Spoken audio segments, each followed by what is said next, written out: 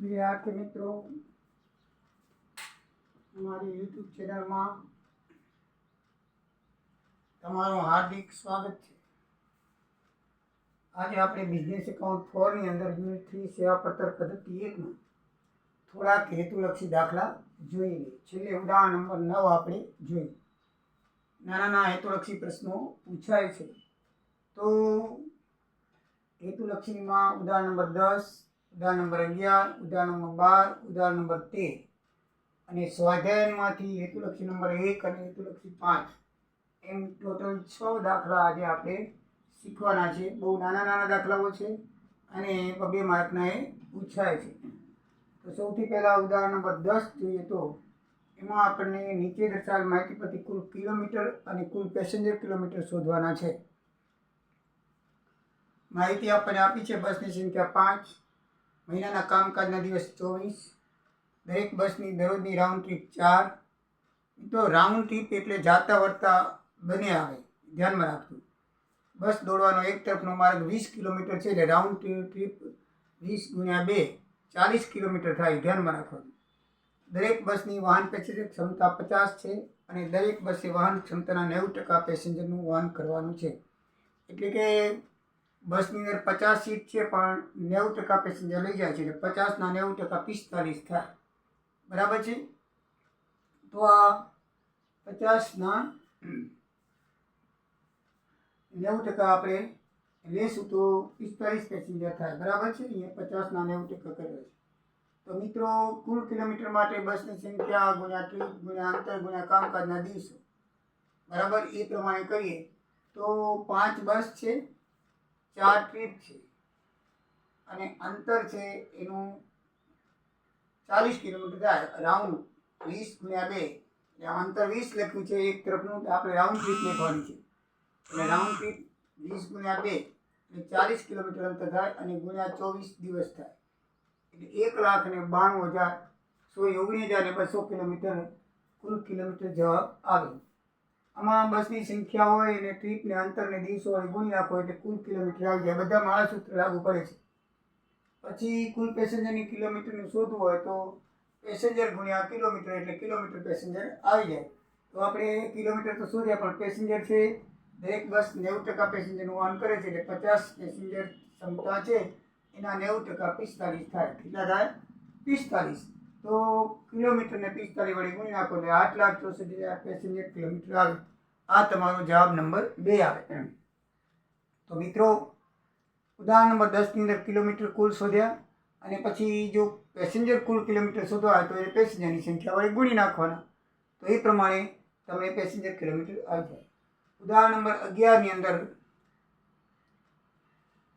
કુલ માસિક ton kilometre શોધવાના છે. તો એની અંદર તમને ટાટા ટ્રક એક શહેરથી બીજા શહેર વચ્ચે બાજુના 79 કિલોમીટરનું અંતર વહન કરે છે. કિલોમીટરનું અંતર છે 79. કેટલું છે? 79 કિલોમીટરનું અંતર છે. જતા ફેરામાં પૂર્ણ ક્ષમતા એટલે પૂર્ણ ક્ષમતા 12 ટન આપી છે એટલે જતા 12 ટન એને વહન શક્તિ મળી રહે છે. પણ વળતા શેરામાં એને 50% મળે છે. 50% એટલે 12 ના અડધા આ વળતાનું રહી છે એટલે 12 ના અડધા 6 ટન મળે છે. જતા વળતા ક્ષમતા ઓછી આવશે. કિલોમીટર તો બરાબર જ આવશે. અહીંયા 79 તો અહીંયા 79, 26 તો 26, પણ ક્ષમતાની અંદર હતું આ 100% છે ને આ 6 ટન છે એટલે 50% છે. તો તમારે 26 દિવસોનું કુલ માસિક ટન કિલોમીટર શોધવાનું છે. એકદમ ઇઝી ને સરળ. તો જતામાં આપણે અંતર ગુણ્યા ક્ષમતા ગુણ્યા દિવસ, તો 79 કિલોમીટર અંતર આપેલું છે, 12 ટન એની ક્ષમતા છે ને 26 દિવસ એનું કામ છે. તો ગુણાકાર કરી 24,648 ટન થાય જતાનું અને વળતાનું થાય. ક્ષમતા 50% કીધી છે એટલે 6 ટન લઈશું. 79 × 6 × 26 એટલે 12,324 ટન. જતા વળતાનું ભેગું કરીએ તો કુલ રાઉન્ડ ટ્રીપ માસિકનું થાય 36,972 એટલે 24,648 વત્તા 12,324 કરો. જતા વત્તા વળતા બરાબર 36,972 ટન કિલોમીટર જવાબ આવે એક ટ્રીપનો માસિક. ઉદાહરણ નંબર 12. ઉદાહરણ નંબર 12 ની અંદર હિન્દ ટ્રાન્સપોર્ટ કંપની 2 સ્થળો વચ્ચે માલ સામાનની હેરફેર કરવા માટે વાહનોનો કાફલો ધરાવે છે. એ ટોટલ 10 વાહન છે 2 ટનની ક્ષમતાવાળા, 5 વાહન છે 6 ટનની ક્ષમતાવાળા અને 20 વાહન છે 5 ટનની ક્ષમતાવાળા. આ દરેક વાહન એક દિવસમાં 5 ટ્રીપ કરે અને ટ્રીપમાં કેટલું અંતર કાપે છે? 10 કિલોમીટર અંતર કાપે છે. અને એમાં વાહનની ક્ષમતા 80% વાહન કરે છે. જેની ક્ષમતા છે એના ટકા 80% વાહનની શક્તિ કરે છે, એટલે 20% કરતું નથી. અને 10% વાહનો રિપેરિંગમાં આવે છે, એટલે કહેવાનો મતલબ એ કે 90% વાહનો જ કામ કરે છે. તો આપણે એ પ્રમાણે શોધીએ તો 28 દિવસ કામ કરવાનું છે એમ લખ્યું છે. તો આપણે કુલ વાહન ટન દીઠ લખી ગઈ 10 વાહન 2 ટન 20 ટન, 5 વાહન 6 ટન 30 ટન અને 20 વાહન 5 ટન 100 ટન. એ બધા વાહનોની ક્ષમતા એ 150 ટન થાય, 150. હવે રાઉન્ડ ટ્રીપ કરી તો એક ટ્રીપ 10 કિલોમીટરની, તો 2 ગુણી નાખી જતા હોય તો 20 કિલોમીટરની એવી 5 ટ્રીપ થાય છે. હવે વાહનની ક્ષમતા 80% છે, બરાબર. 150 ના 80% એટલે 120 ટન થાય. વાહનની ક્ષમતા 120 ટન થાય અને વાહનની ક્ષમતા, વાહનની સંખ્યા 10% રિપેરમાં હોય છે. એટલે જે વાહનો છે ટોટલ 35, એના 10% 90% ઉપયોગમાં લેવાય. 10% કામ કરતું નથી એટલે આપણે 90% લઈએ. કેટલા લેશું? 90%. તો ટન દીઠ કિલોમીટર ક્ષમતા ગુણ્યા અંતર ગુણ્યા ટ્રીપ ગુણ્યા દિવસ ગુણ્યા વાહનની સંખ્યા, તો 120 ક્ષમતા થઈ. આપણે એ શોધી તે 20 કિલોમીટર અંતર થાય રાઉન્ડ ટ્રીપનું, 5 ટ્રીપ છે, દિવસ 28 છે અને વાહનની સંખ્યા 90% છે. તો આ બધાનો ગુણાકાર તમે કરશો કેલ્સીમાં તો 3,02,400 ટન કિલોમીટર જવાબ આવશે. ઉદાહરણ નંબર 13 જોઈએ તો મિત્રો, એની અંદર આપણને 4 મિની બસ છે અને અ શહેર ને બ શહેર વચ્ચેનું અંતર 70 કિલોમીટરનું છે અને પેસેન્જરની ક્ષમતા, બેસવાની સંખ્યા પેસેન્જરની 20 સીટની છે અને 80% પેસેન્જર લઈ જાય છે, બરાબર છે. તો કેટલું વહન થશે? 3 જવાબ લખ્યા છે. કિલોમીટર અંતર શોધો, તો કિલોમીટર અંતર તો સાવ સહેલું છે. બસની સંખ્યા ગુણ્યા 70 કિલોમીટર ગુણ્યા 4 રાઉન્ડ ટ્રીપ ગુણ્યા 20 25 દિવસ, તો ટોટલ 28,000 થાય.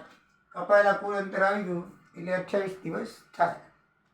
પછી ટ્રીપ દીઠ કરેલ વાહન પેસેન્જરની સંખ્યા 80% કીધું છે. તો 20 સીટ છે, 20 સીટના 80% એટલે 16 પેસેન્જર જવાબ આવે, બરાબર છે. પછી જુલાઈ માસનું પેસેન્જર કિલોમીટર. એમાં નીચે લખ્યું છે કે આ માસ દરમિયાન દરેક બસ 6 દિવસ સમારકામમાં પડી રહેલી હતી. તો 6 દિવસ પડી રહી હતી, બરાબર ને. અહીં કામકાજના દિવસો 25 લખ્યા છે, 25 દાખલામાં આપ્યા નથી, પણ 6 દિવસ સમારકામ પડી હતી એટલે જુલાઈના 31 દિવસ થાય, એમાંથી 6 દિવસ બાદ કરો એટલે મિત્રો 25 દિવસ અહીંયા આવ્યા છે. દાખલામાં 25 દિવસ ક્યાં લખેલા નથી, પણ એમ લખેલું છે કે 6 દિવસ સમારકામમાં પડી રહી અને જુલાઈ માસનું પેસેન્જર કિલોમીટર શોધવાનું છે. તો જુલાઈ માસનું પેસેન્જર કિલોમીટર આપણે 25 દિવસના અંતર ઉપરથી શોધ્યું, બરાબર. હવે શોધીએ જુલાઈ માસનું. તો 16 પેસેન્જર લઈ જાય છે અને 28,000 કિલોમીટર છે 25 દિવસના. હંમેશા કિલોમીટર શોધવા હોય પેસેન્જર કિલોમીટર, તો પેસેન્જર ગુણ્યા કિલોમીટરની સંખ્યાનો ગુણાકાર કરો એટલે પેસેન્જર કિલોમીટર આવી જાય. તો 16 પેસેન્જર 80% છે, એને ગુણ્યા 28,000 આપણે જે શોધ્યા હતા કિલોમીટર, તો 4,48,000 પેસેન્જર કિલોમીટર જવાબ આવશે. હવે મિત્રો ઉદાહરણ પૂર્ણ થયા. હેતુલક્ષીમાં આપણે જોઈએ તો પહેલો જ હેતુલક્ષી છે કે એક ટ્રક નવસારી અને બરોડા વચ્ચે માલનું વહન કરે છે, જેનું એક બાજુનું અંતર 160 કિલોમીટર છે. એક બાજુનું અંતર કેટલું છે? 160 અને 10 ટન કેપેસિટી ધરાવે છે અને 25 દિવસ કામ કરે છે. જતાં એની ક્ષમતા 10 ટનની છે, તો ટોટલ કિલોમીટર કેટલા થાય? ટોટલ વહન કેટલું થાય? 40,000 કિલોમીટર.